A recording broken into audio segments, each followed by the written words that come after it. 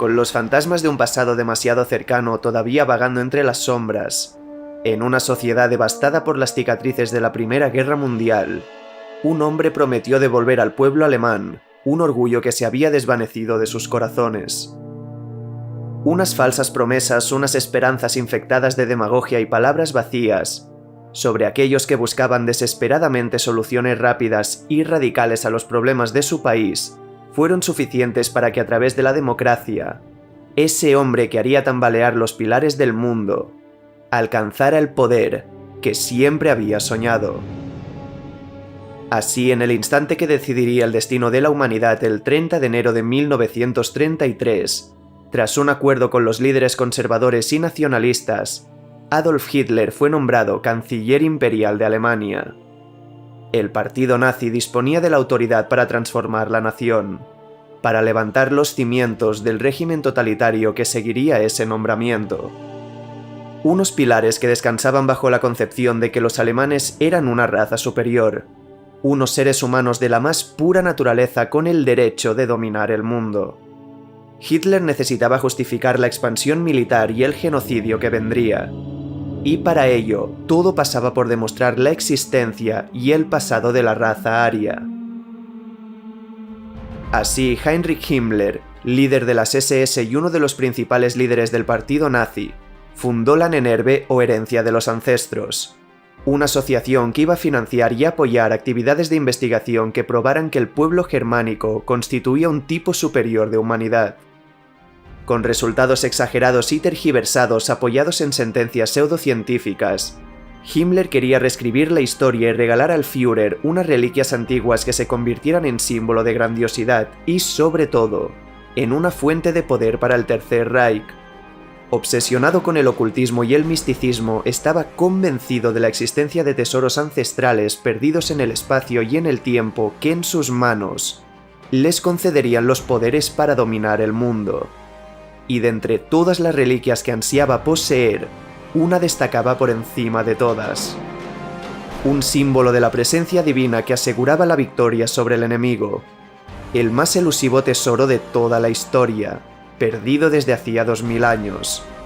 El cáliz que, como contaban las leyendas, otorgaba la vida eterna. El mismo cáliz del que bebió Cristo en la última cena y que en su muerte contuvo la sangre del Hijo de Dios. Himmler estaba en busca de la copa sagrada. El partido nazi ansiaba hallar el Santo Grial y convertirlo en el arma definitiva del Tercer Reich. Y aunque todo pareciera proceder de cuentos antiguos, que el cáliz de Cristo no era más que un mito, como si de una señal del destino se tratara, un libro llegó a sus manos. Una obra recientemente publicada bajo el nombre de Cruzada contra el Grial.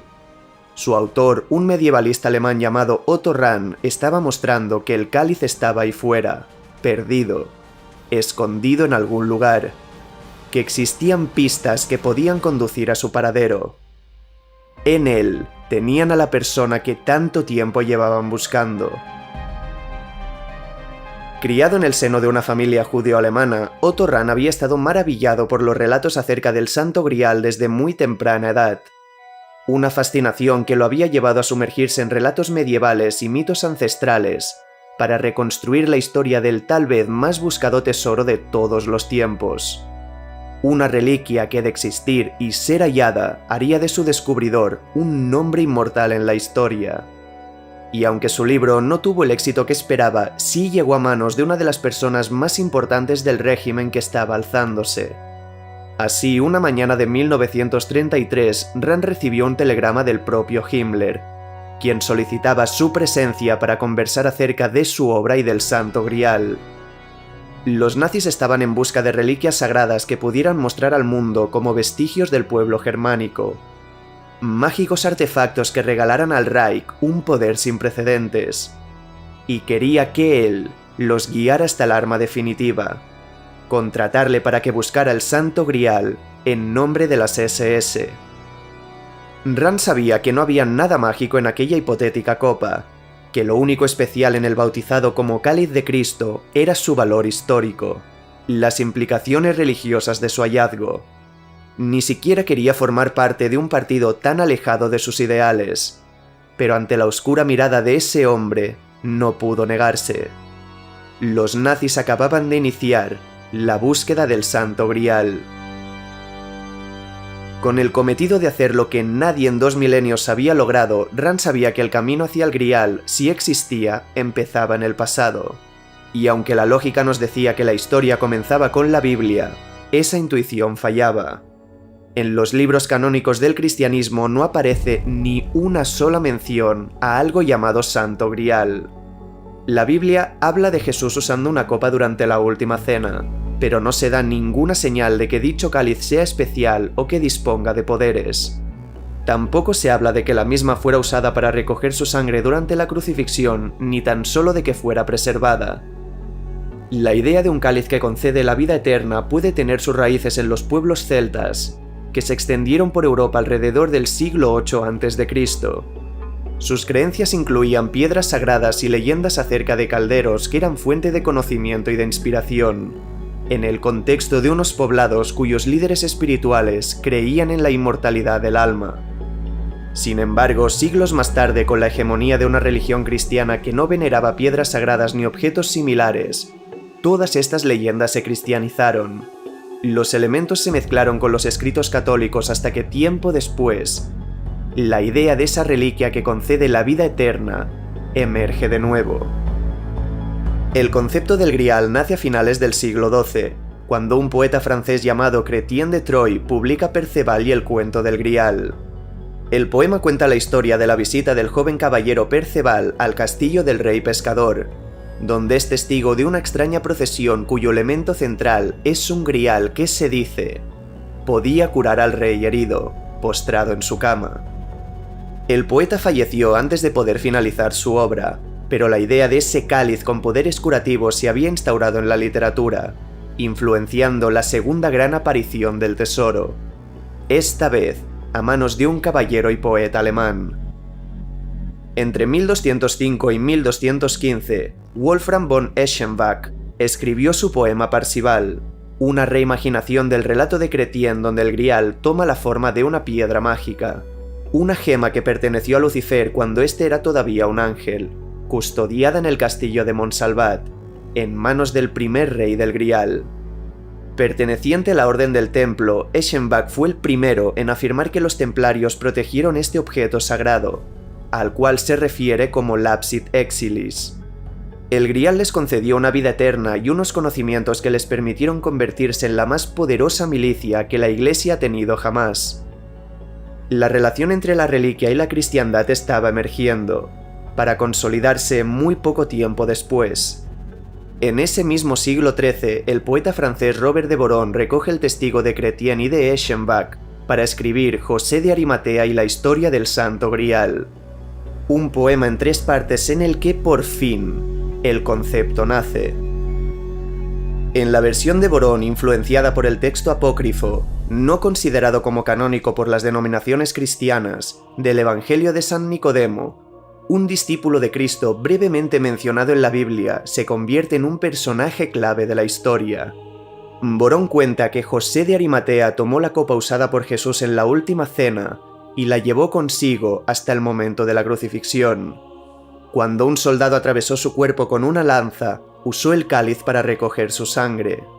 La sangre del Hijo de Dios depositada en lo que se acababa de convertir en el Santo Grial. La leyenda se había cristianizado y con ello una fiebre por el cáliz de Cristo se desató, influenciando enormemente la literatura medieval. Las historias del rey Arturo y los caballeros de la Mesa Redonda emergen con un eje narrativo centrado en la búsqueda del Santo Grial. Convertido en un símbolo de la búsqueda de la verdad, la pureza espiritual y la gracia divina, las leyendas artúricas hacen de él una entidad que conecta las tradiciones religiosas con la búsqueda del significado de la vida. La línea entre la ficción y la realidad se desvanece y el Santo Grial se asienta como el más preciado tesoro de la historia.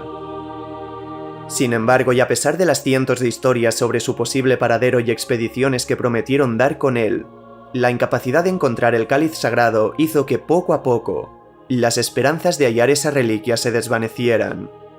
Todos los caminos llevaban a callejones sin salida.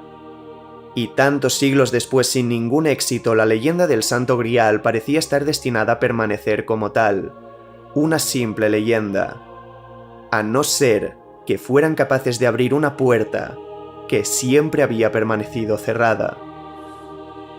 Rand creía que el relato del Grial y otro de sus grandes intereses históricos podían converger en un mismo destino.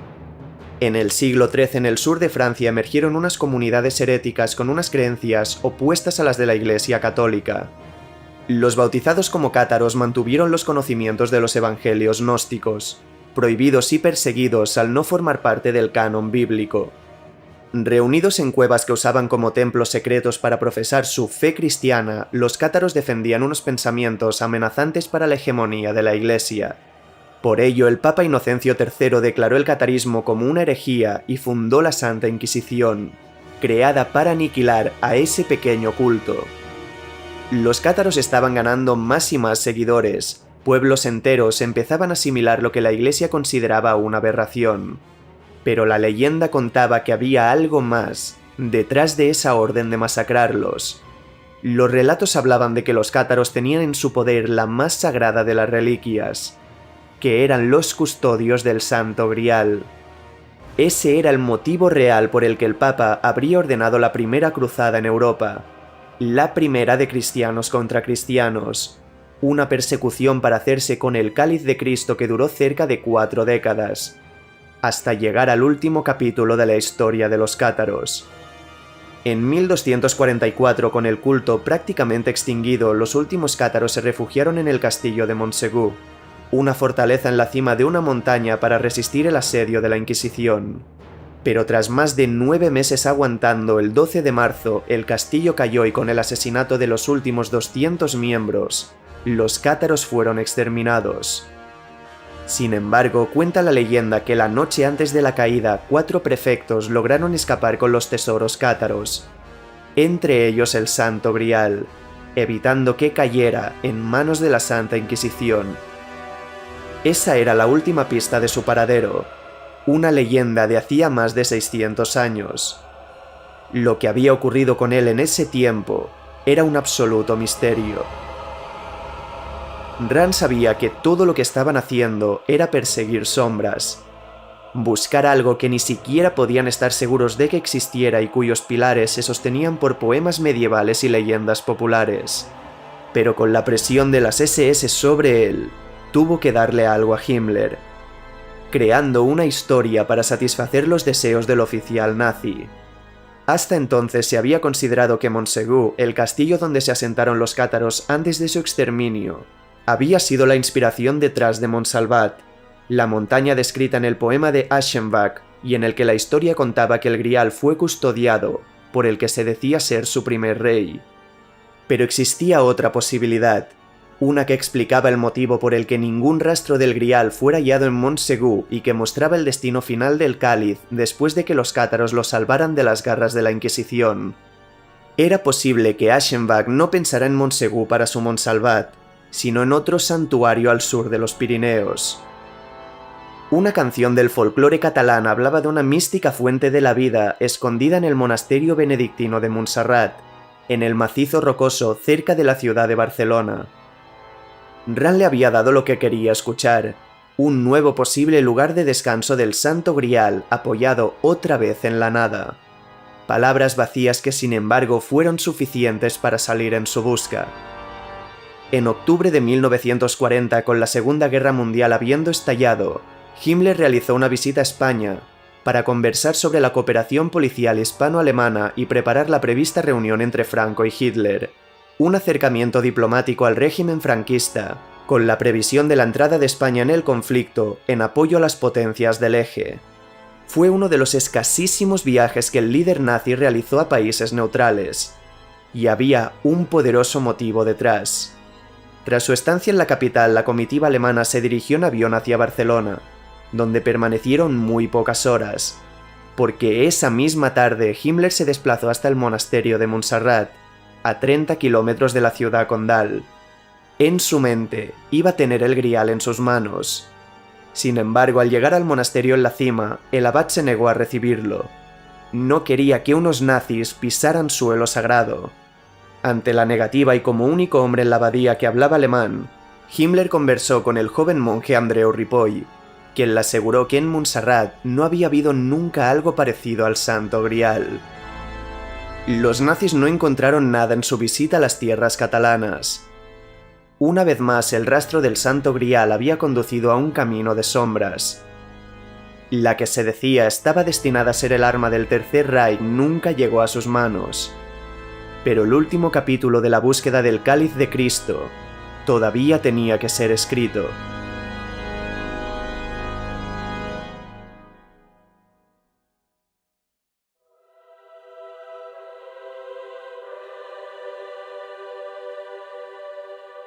Con la espiritualidad, la conexión con el pasado y la búsqueda de significado inspirando la literatura, el arte y la cultura popular, la entrada a los años 60 vino acompañada de un auge en el interés por las reliquias antiguas. Una situación que hizo que la ambición por hallar el Santo Grial volviera a florecer. Los nuevos avances tecnológicos logrados tras el fin de la Segunda Guerra Mundial hicieron viables los análisis de todos aquellos candidatos que desde hacía siglos prometían ser el verdadero cáliz perdido de Cristo. Y de entre todos, uno acaparó toda la atención mediática. El Santo Cáliz de Valencia, custodiado en la capilla de su catedral, era el vaso que históricamente las tradiciones aragonesa y valenciana habían identificado como el verdadero grial.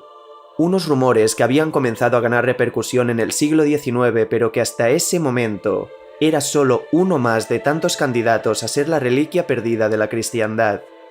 Custodiada en la catedral de la ciudad española desde hacía más de 500 años, el cáliz constaba de 2 piezas. Una copa tallada a partir de una piedra de ágata, y un pie guarnecido en oro cuya base contiene 28 pequeñas perlas, 2 rubíes y 2 esmeraldas. Un tesoro que parecía no podía pertenecer a un pobre carpintero de Jerusalén. Esta lujosa ornamentación había puesto freno a todos los rumores acerca del origen sagrado del cáliz. Pero ese año 1960, una investigación hizo que la historia diera un vuelco. El catedrático de arqueología de la Universidad de Valencia, Antonio Beltrán, realizó un estudio sobre el Santo Cáliz.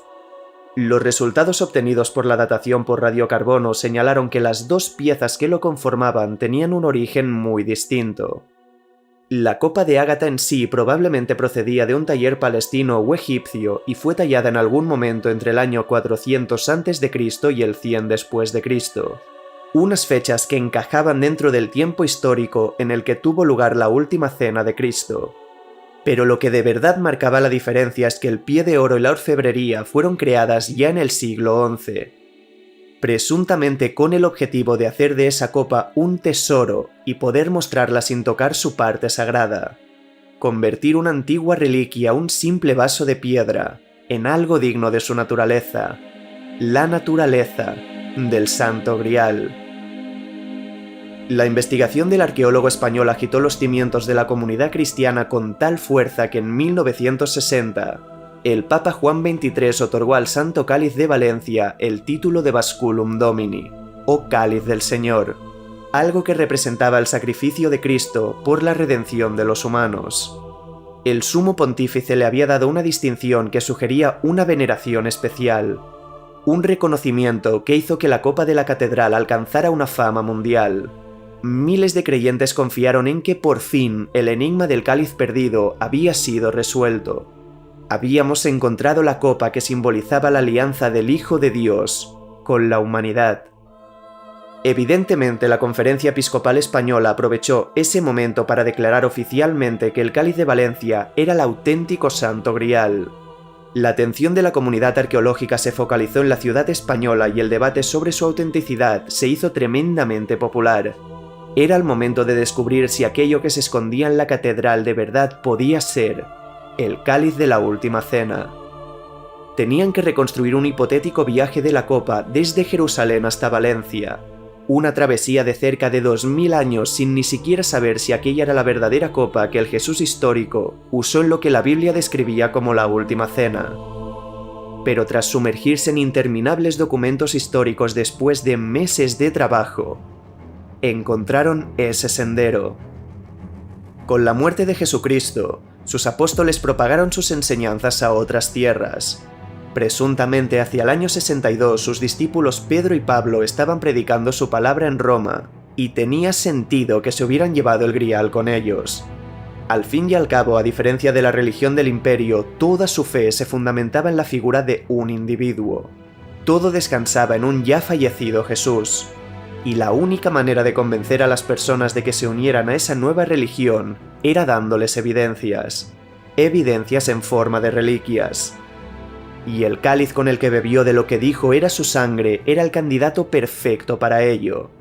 Un símbolo de la alianza del Mesías con la humanidad que pudo ayudar a que el cristianismo creciera en el corazón del Imperio Romano. Sin embargo, cuando el verano del año 64 se desencadenó el gran incendio de Roma y gran parte de la ciudad fue arrasada, el emperador Nerón acusó a los cristianos de haber provocado el fuego. Pedro, el considerado líder de ese revolucionario y peligroso movimiento, murió martirizado, no sin antes resguardar la más preciada reliquia de su fe. A pesar de la primera persecución, la religión cristiana creció en influencia y poder con el transcurso de las décadas, momento en el que entraba en juego el gran protagonista de la historia. Laurentius, quien más tarde sería conocido como San Lorenzo, llegó a Roma en el siglo III desde su hogar en lo que hoy es Huesca, en España. Cuando en el año 257 Sixto II fue nombrado papa, Lorenzo fue ordenado diácono y encargado de administrar los bienes y tesoros de la Iglesia, entre los cuales posiblemente se hallaba la copa que desde la muerte de San Pedro habían custodiado. Sin embargo, ese mismo año el emperador Valeriano proclamó un edicto de persecución en el que prohibía el culto cristiano y donde ordenó la ejecución de todos los obispos, presbíteros y diáconos en la ciudad de Roma. Iba a exterminar a las grandes figuras, a desterrar a los seguidores y a confiscar los tesoros de la Iglesia. Con el martirio y muerte del Papa Sixto II y consciente del destino que le aguardaba, Lorenzo destinó sus últimos momentos de vida a ocultar el cáliz, sacar el Santo Grial de Roma bajo la protección de la oscuridad. Quemado vivo en una hoguera en un cementerio y convirtiéndose así en un santo, San Lorenzo había evitado que la más importante reliquia del cristianismo cayera en manos del emperador. Desde el instante en el que el grial abandona Roma, su paradero se vuelve confuso, pero todo parecía indicar que San Lorenzo envió la copa de Cristo a Huesca, junto a su familia, donde se escondería en monasterios del norte de España durante más de 1000 años, y recibiría las modificaciones que la convertirían en el cáliz digno de un rey. Desde que salió de Roma, el cáliz no vuelve a ser mencionado hasta una fecha muy concreta, el 14 de diciembre de 1134, y lo hace en el inventario del más importante monasterio de Aragón en la Alta Edad Media.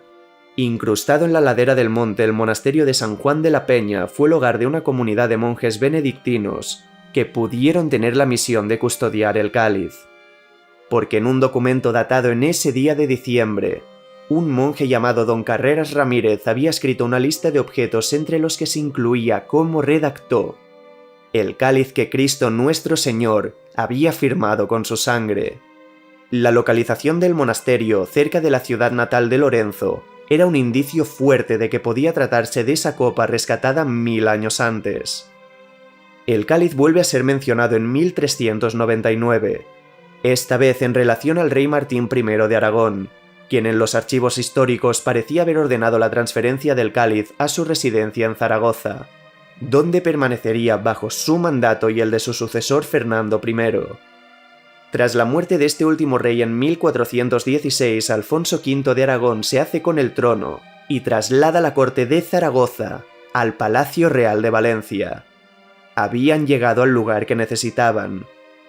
Y todas las intuiciones se materializaban a través de un documento en el que, conocido como Alfonso el Magnánimo, pedía un préstamo a la Catedral de Valencia para financiar las campañas militares que estaba llevando a cabo en Italia.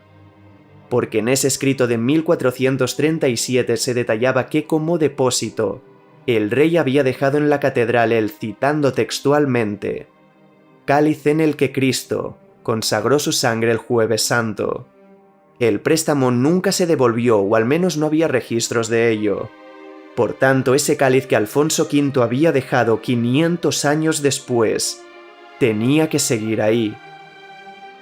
Habían reconstruido la historia del Grial, y aunque no podían afirmar que el cáliz de Valencia fuera la verdadera reliquia, pues la conexión directa con los eventos bíblicos no podía describirse suficientemente bien, fue más que suficiente para poner a la catedral en el foco de la cristiandad. Tal fue la repercusión que años después, el 8 de noviembre de 1982, el Papa Juan Pablo II visitó Valencia para celebrar una misa en la catedral, donde veneró el cáliz de la Última Cena.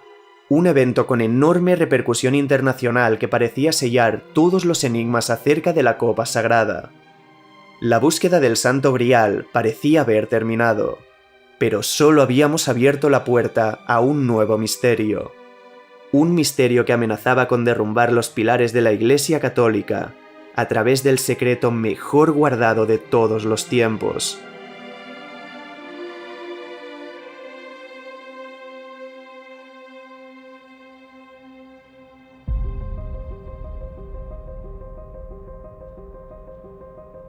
Con la historia del Cáliz de Valencia extendiéndose por el mundo y en el contexto de una renovada fiebre por la reliquia, el Santo Grial volvió a convertirse en una poderosa fuente de inspiración para la literatura y el cine.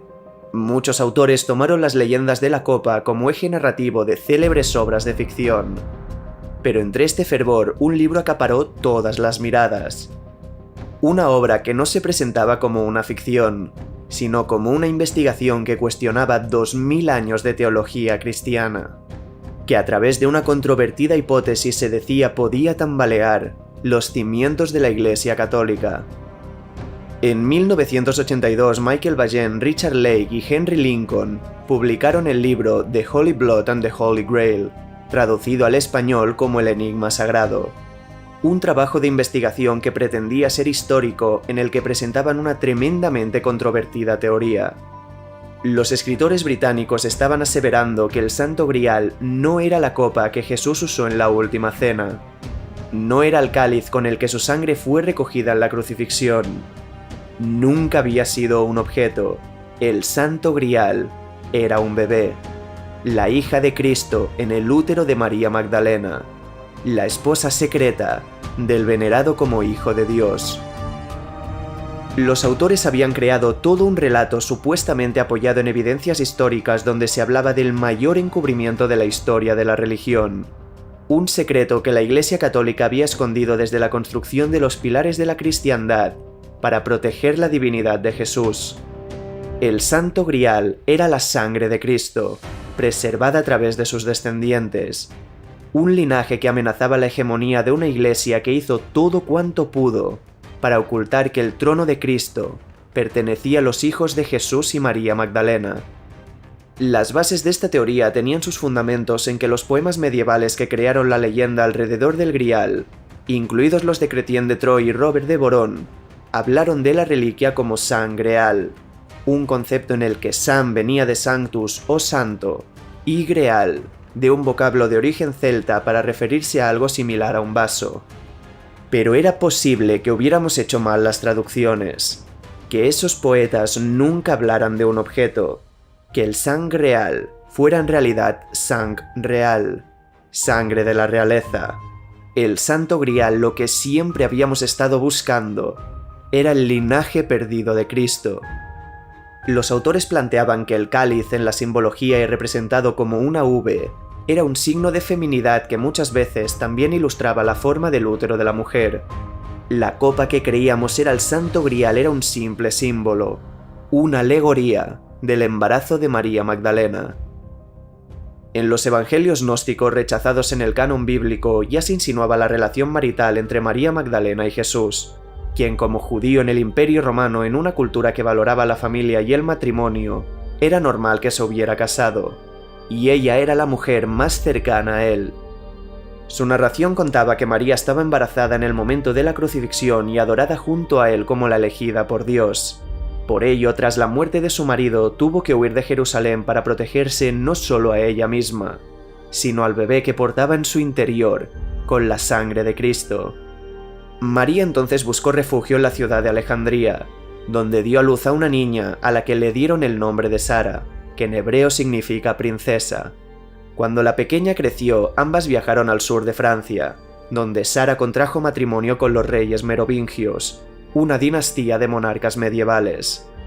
En ellos, el linaje de Cristo quedó protegido a través de las generaciones y la historia de María Magdalena y los descendientes de Jesús se convirtió en un culto que en poco tiempo iba a ser perseguido. En el año 325, el emperador Constantino I el Grande convocó el primer concilio de obispos cristianos con el fin de establecer una única y coherente forma de cristiandad. En el concilio de Nicea, la Iglesia primigenia deseaba por encima de todo eliminar cualquier vínculo entre el Nuevo Testamento y los cultos paganos. Y esa historia del matrimonio entre Jesucristo y María Magdalena era demasiado parecido al mito egipcio de Osiris e Isis, que apelaba a las creencias paganas que celebraban la unión sexual entre deidades. Por ello, los arzobispos decidieron hundir la memoria de María y los escritos gnósticos considerados una herejía fueron perseguidos. En secreto, los merovingios continuaron con el linaje de Cristo, portando lo que entendíamos como el Santo Grial en sus venas. Sin embargo, alrededor del año 750 su poder se había reducido tanto, quedando relegados a un papel puramente ceremonial, que tuvo que hacerse algo para proteger a esa línea de descendientes. Y era en ese momento que los autores hablaban de algo llamado el Priorato de Sion, un culto supuestamente formado en el año 1099 formado única y exclusivamente para preservar el linaje de Cristo. Una organización secreta responsable de la concepción de la Orden de los Caballeros Templarios. El Priorato de Sion quería hallar unos pergaminos perdidos, una genealogía de los descendientes de Cristo a los que bautizaron como los documentos de la sangre real, y fue a través de los templarios que dieron con ellos. El arma definitiva para usar contra la poderosa Iglesia Católica. La riqueza de los templarios, como decían, vino precisamente de chantajearla, pues los documentos podían hacer caer su mentira. Y custodiando ese secreto, los templarios gozaron de un poder sin precedentes. Hasta que el 13 de octubre de 1307, el rey Felipe IV de Francia junto al Papa Clemente V ordenaron la extinción de la orden. Los caballeros templarios fueron exterminados, pero protegidos por el Priorato de Sion no pudieron dar con los documentos. Esa desesperación por destruir el secreto del linaje fue precisamente lo que enmascararon como la búsqueda del Santo Grial. Nunca estuvieron buscando el cáliz de Cristo. Todo cuanto querían era esa genealogía. Una genealogía que llegó a las manos de los cátaros, las comunidades heréticas que Otto Rahn había ligado con el Grial en su obra. La cruzada contra ellos, la fundación de la Santa Inquisición, el asedio al castillo de Montsegur, todo convergía en el mismo lugar. La Iglesia quería arrebatarles los documentos más importantes de la historia de la civilización. Como Rahn había descrito años antes, las leyendas contaban que unos pocos cátaros lograron escapar con sus tesoros, y no había tesoro más preciado que esa genealogía. El linaje de Cristo había sobrevivido a la persecución y, custodiado definitivamente por el Priorato de Sion, fue pasando de un maestro a otro. Los documentos y el linaje han sobrevivido al pasar de los siglos. El Santo Grial sigue vivo en algún lugar. El impacto del libro de Bajen, Lincoln y Lake fue inmediato. La obra se convirtió en un bestseller, acaparó portadas de periódicos y avivó un intenso debate acerca de la posibilidad de que su teoría fuera cierta. Prometían haber estado 6 años investigando, acudiendo a colecciones privadas y diferentes bibliotecas de Inglaterra y Francia. Sin embargo, desde el primer momento estuvo claro que las fuentes eran dudosas y, sobre todo, existía la sensación de que habían construido el relato intentando justificar su premisa, su tan controvertida teoría. Como historiadores debían deshacer ese camino y hallar la verdad, perdida entre la ficción. La piedra angular de la historia era el matrimonio entre María Magdalena y Jesús, y no habían aportado pruebas ni un solo documento histórico que señalara ese vínculo. Era común que los judíos se casaran jóvenes, pero la falta de menciones en la Biblia no demuestra que fueran marido y esposa. Ni siquiera tenía sentido que el celibato de Cristo fuera importante para la Iglesia. Lo que importaba para la cristiandad era su mensaje. En determinados escritos gnósticos podía intuirse que María era especial para él, pero en ninguno se hace mención de nada más allá de una relación de respeto. Sin embargo, la gran revelación del libro, lo que lo había convertido en un fenómeno mundial y aquello que parecía justificar la existencia de un linaje perdido, era ese culto secreto al que se referían como Priorato de Sion. Los autores juraron hallar unos documentos en la Biblioteca Nacional de Francia en París que conectaban esa organización con los descendientes de Jesús. En dichos archivos históricos que mágicamente nunca antes se habían leído hasta que llegaron ellos, que habían pasado desapercibidos hasta entonces, se hablaba de la fundación del Priorato de Sion en 1099 como protectores del Santo Grial, pero con unas fuertes sospechas analizando los documentos pudo determinarse que no eran más que falsificaciones.